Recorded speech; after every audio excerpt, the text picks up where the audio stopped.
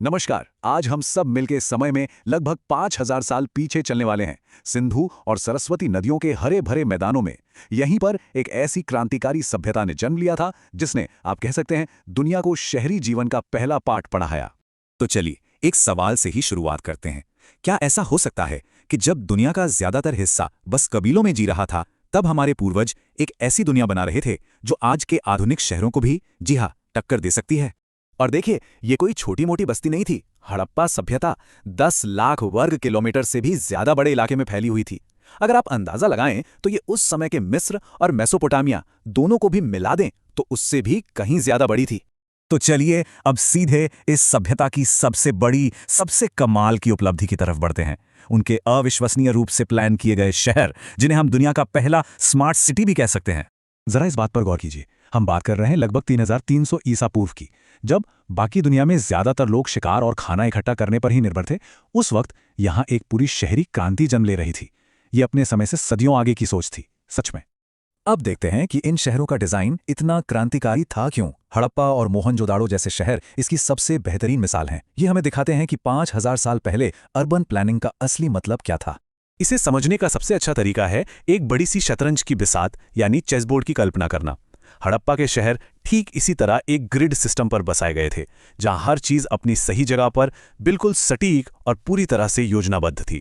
अब जरा इनकी इंजीनियरिंग की समझ देखिए, ये कमाल की है। सड़कें एकदम 90 डिग्री के एंगल पर एक दूसरे को काटती थीं। अच्छा, जो मेन रोड्स थीं वो नॉर्थ से साउथ की तरफ थीं। पता है क्यों?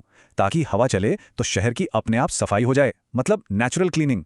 और घरों के दरवाजे मेन रोड पर नहीं खुलते थे, बल्कि साइड की गलियों में, ताकि घर में शोर और धूल मिट्टी ना आए। और ये बात तो सबसे हैरान करने वाली है कि लगभग हर घर में अपना प्राइवेट टॉयलेट और बाथरूम था। सोचिए, आज से 5000 साल पहले। यहां तक कि पूरी सभ्यता में जो ईंटें इस्तेमाल हुई, उनका साइज भी एक जैसा था, 4:2:1 के रेशियो में।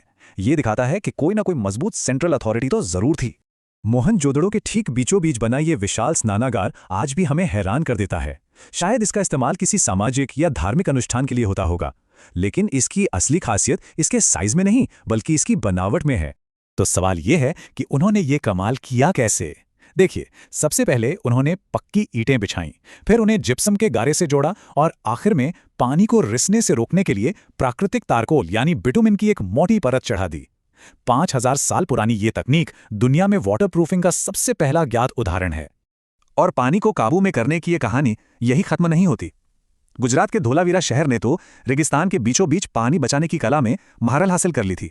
सोचिए, उन्होंने बारिश की एक एक बूंद को इकट्ठा करने के लिए विशाल जलाशय, बांध और चट्टानों को काटकर बनाए गए चैनल तैयार किए थे। यह सिस्टम इतना बेहतरीन था कि आज भी इंजीनियर्स के लिए एक केस स्टडी बना हुआ है। अब देखिए, इतना बड़ा और इतना व्यवस्थित समाज सिर्फ खेती के भरोसे तो नहीं चल सकता था। उनकी अर्थव्यवस्था की जो रीढ़ की हड्डी थी वो था व्यापार। चलिए देखते हैं कि वे इस मामले में कितने आगे निकल चुके थे। गुजरात के तट पर बसा लोथल शहर इसका सबसे बड़ा सबूत है। यहां दुनिया का सबसे पुराना मानव निर्मित बंदरगाह मिला है। ईंटों का बना एक विशाल बेसिन, जहां समंदर से जहाज आकर सीधे लंगर डालते थे। यहां से हाथी दांत, कीमती पत्थर और लकड़ी जैसा सामान मेसोपोटामिया, ओमान और बहरीन तक भेजा जाता था। अब सवाल यह है कि हमें यह सब कैसे पता? क्योंकि मेसोपोटामिया की मिट्टी की पट्टियों पर जो लेख मिले हैं, उनमें इस जगह को मेलुहा कहा गया है। और जब इराक और बहरीन की खुदाई में हड़प्पा की मोहरें मिलती हैं, तो ये उनके विशाल व्यापारिक नेटवर्क का एक पक्का सबूत बन जाता है। इतनी सारी उपलब्धियों के बावजूद इस सभ्यता के कुछ ऐसे राज हैं जो आज भी इतिहासकारों के लिए एक बड़ी पहेली बने हुए हैं। और इनमें से सबसे बड़ा है उनकी भाषा और उनकी लिपि। ये बात इस रहस्य के महत्व को एकदम सही तरीके से बयां करती है। बस एक पल के लिए सोचिए, अगर हम उनकी लिखी बातें समझ पाते तो हमें उनकी दुनिया के बारे में कितनी ही नई और हैरान करने वाली जानकारी मिलती। हमारे पास 400 से ज्यादा अलग अलग चिन्ह हैं जो हजारों चीजों पर लिखे हुए मिले हैं। धोलावीरा में तो एक बड़ा साइन बोर्ड भी मिला, जिसे दुनिया का पहला बिल बोर्ड कहा जा सकता है। लेकिन 100 सालों की लगातार कोशिशों के बाद भी हम आज तक ये नहीं जान पाए हैं कि उस पर आखिर लिखा क्या है। अब दूसरा बड़ा रहस्य, इतनी महान सभ्यता का अंत आखिर हुआ कैसे?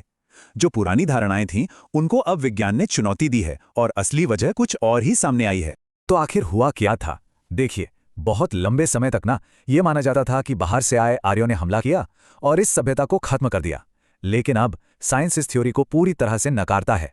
जो नए सबूत मिले हैं वो बताते हैं कि असली विलेन कोई हमलावर नहीं था, बल्कि खुद नेचर यानी प्रकृति थी। हुआ ये कि एक साथ कई पर्यावरणीय आपदाएं आ गईं। जमीन के नीचे टेक्टोनिक प्लेट्स की हलचल ने नदियों का रास्ता ही बदल दिया। जीवन देने वाली सरस्वती नदी, जिसके किनारे सैकड़ों बस्तियां थीं, वो धीरे धीरे सूखने लगी। दूसरी तरफ सिंधु नदी में भयानक बाढ़ आने लगी और मॉनसून भी लगातार कमजोर पड़ता गया। जब पानी ही नहीं रहा तो इतने बड़े शहर भला कैसे बचते? लेकिन यहाँ एक बात समझनी बहुत जरूरी है कि यहाँ के लोग पूरी तरह खत्म नहीं हुए। उन्होंने अपने शानदार शहरों को छोड़ दिया और बेहतर जिंदगी की तलाश में पूरब और दक्षिण की ओर गंगा के मैदानों की तरफ चले गए। वो बस बिखर गए थे, लेकिन उनका अस्तित्व खत्म नहीं हुआ था। तो क्या इसका मतलब ये है कि हड़प्पा सभ्यता सच में खत्म हो गई? नहीं, बिल्कुल नहीं। उनके शहर जरूर वीरान हो गए, लेकिन उनकी संस्कृति और उनकी परंपराएं आज भी हमारे बीच जिंदा हैं। चलिए देखते हैं कैसे। और ये स्लाइड दिखाती है कि वे आज भी हमारे बीच कैसे मौजूद हैं। पशुपति की मोहर पर मिली योग मुद्रा, जो योग की गहरी जड़ों की तरफ इशारा करती है। स्वस्तिक का पवित्र चिन्ह, जो उनकी मोहरों पर आम था।